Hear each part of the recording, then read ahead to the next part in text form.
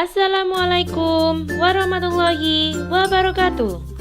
Saya harap kalian akan senantiasa sehat dan semangat dalam pembelajaran hari ini. Hari ini kita telah sampai pada materi tema 1 subtema 4 dengan subbab pertumbuhan dan perkembangbiakan tumbuhan. Adapun pertumbuhan dan perkembangbiakan tumbuhan, pada materi kali ini kita akan mempelajari tentang perkembangbiakan dengan menggunakan biji, perkembangbiakan dengan menggunakan bunga, dan perkembangbiakan dengan umbi. Yang dimaksud dengan perkembangbiakan adalah kemampuan makhluk hidup untuk menghasilkan individu baru yang sifatnya sama atau menyerupai induknya. Adapun tujuan dari perkembangbiakan adalah untuk menghasilkan keturunan sehingga dapat melestarikan jenisnya. Perkembangbiakan dibedakan menjadi dua. Ada yang perkembangbiakan secara alami dan ada perkembangbiakan secara buatan. Yang dimaksud dengan perkembangbiakan secara alami yaitu perkembangbiakan tanpa bantuan manusia. Adapun jenisnya antara lain dengan cara spora, tunas, umbi, geragi, dan akar tinggal. Sedangkan perkembangbiakan secara buatan yaitu perkembangbiakan dengan bantuan manusia untuk memperoleh jenis tumbuhan baru. Adapun jenis perkembangbiakan secara buatan atau vegetatif antara lain mencangkok, okulasi, setek, dan merunduk. Tumbuhan pada dasarnya memiliki banyak manfaat bagi kelangsungan hidup manusia serta hewan. Semakin banyak tumbuhan di sekitar kita, maka udara yang akan kita hirup akan semakin segar. Yang pertama, kita akan membahas mengenai perkembangbiakan dengan biji. Perkembangbiakan tumbuhan dengan biji merupakan jenis perkembangbiakan generatif atau alami. Beberapa tumbuhan yang telah dewasa akan berbunga serta menghasilkan buah. Dan buah inilah yang akan menghasilkan biji. Adapun bagian-bagian biji bisa kita amati pada gambar berikut ini, yang terdiri atas kulit biji, keping biji, lembaga biji, dan daging biji. Yang dimaksud dengan kulit biji yaitu bagian biji yang paling luar. Kulit biji ini memiliki fungsi sebagai pelindung dari kondisi lingkungan yang buruk. Selanjutnya adalah keping biji, yaitu berfungsi sebagai tempat penyimpan cadangan makanan dan melindungi lembaga biji. Keping biji terletak di dalam kulit biji. Yang dimaksud dengan lembaga biji yaitu calon tumbuhan baru, di mana letak lembaga biji ini berada di dalam biji. Lembaga biji terdiri atas bakal akar, bakal batang, serta bakal daun. Yang selanjutnya adalah daging biji. Daging biji merupakan cadangan makanan bagi lembaga. Selama akar tumbuhan baru belum tumbuh, daging biji akan digunakan sebagai cadangan makanan. Materi yang selanjutnya mengenai perkembangbiakan dengan bunga. Perkembangbiakan dengan bunga biasa disebut dengan perkembangbiakan generatif. Perkembangbiakan tumbuhan dilakukan oleh tumbuhan berbiji. Pada umumnya, tumbuhan memiliki bunga. Bunga pada tumbuhan merupakan calon tumbuhan baru. Ada tumbuhan yang berbunga sempurna dan ada tumbuhan yang berbunga tidak sempurna. Bunga yang sempurna memiliki benang sari sebagai alat kelamin jantan dan putik sebagai alat kelamin betina. Dan ada juga bunga yang tidak memiliki putik akan tetapi memiliki benang sari. Bunga tersebut disebut dengan bunga tidak sempurna atau disebut dengan bunga jantan. Sementara bunga yang tidak memiliki benang sari disebut dengan bunga betina. Ada tumbuhan yang berbunga tunggal dan ada tumbuhan yang berbunga majemuk. Selanjutnya mengenai bagian-bagian bunga.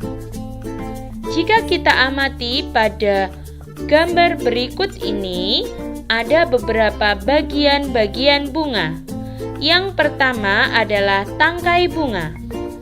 Tangkai bunga merupakan bagian tumbuhan yang menghubungkan bunga dengan batang tumbuhan.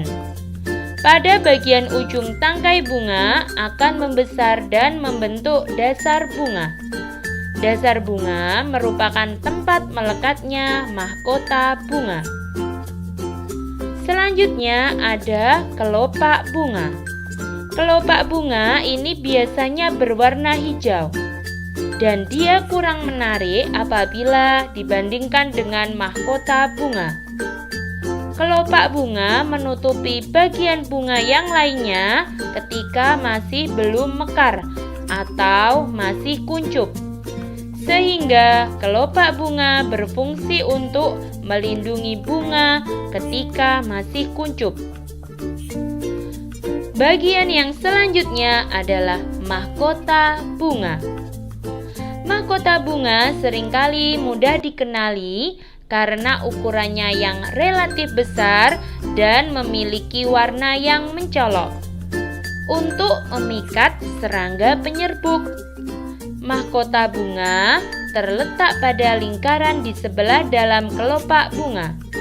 Secara morfologi, mahkota bunga merupakan modifikasi daun dan berfungsi pula untuk melindungi organ reproduksi, yaitu organ benang sari dan putik. Kalau pada gambar di samping, mahkota bunga yang memiliki warna merah muda. Bagian yang selanjutnya adalah benang sari. Benang sari pada gambar tersebut memiliki warna kuning. Benang sari merupakan alat kelamin jantan pada bunga. Benang sari bertugas menghasilkan serbuk sari, di mana di dalam serbuk sari terdapat butir-butir serbuk sari pada bagian kepalanya. Bagian selanjutnya yaitu putik. Putik merupakan alat kelamin betina pada tumbuhan. Pada putik terdapat bakal buah dan tangkai putik. Pada bagian dasar putik terdapat bagian yang kelak akan menjadi buah serta biji. Apabila serbuk sari berhasil menempuh bagian kepala putik, maka terjadilah proses penyerbukan. Proses perkembangbiakan dan penyerbukan pada bunga atau perkembangbiakan secara generatif dimulai dengan melekatnya atau jatuhnya serbuk sari ke kepala putik.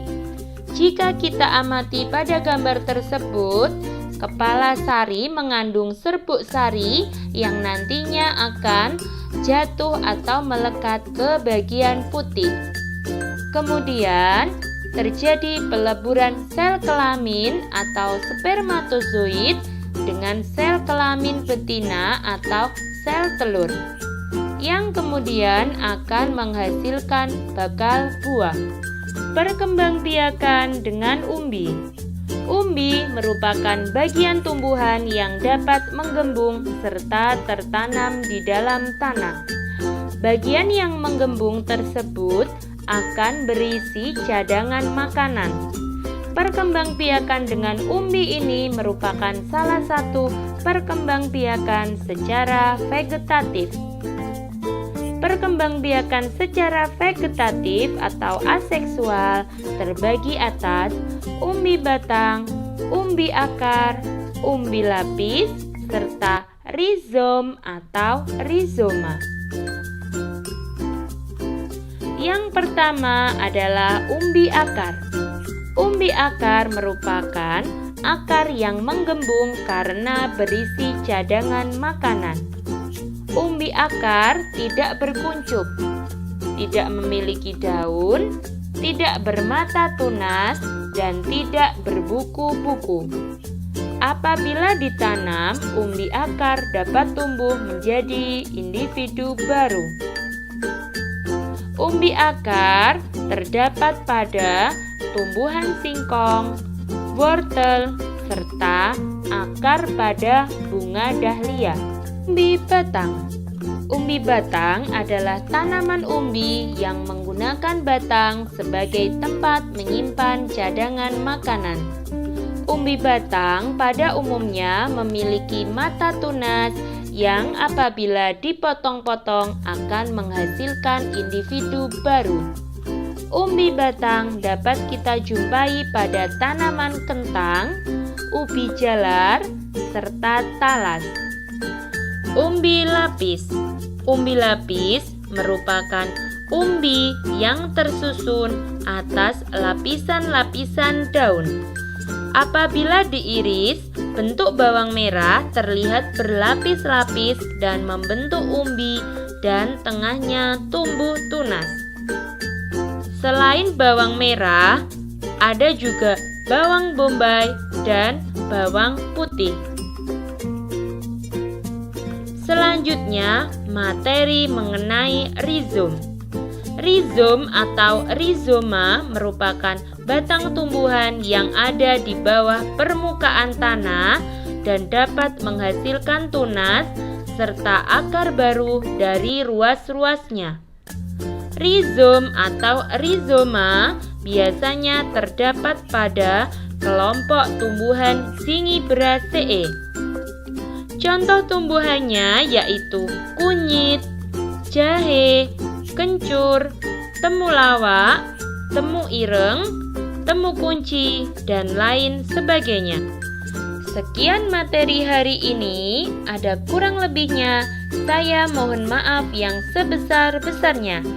Wassalamualaikum warahmatullahi wabarakatuh.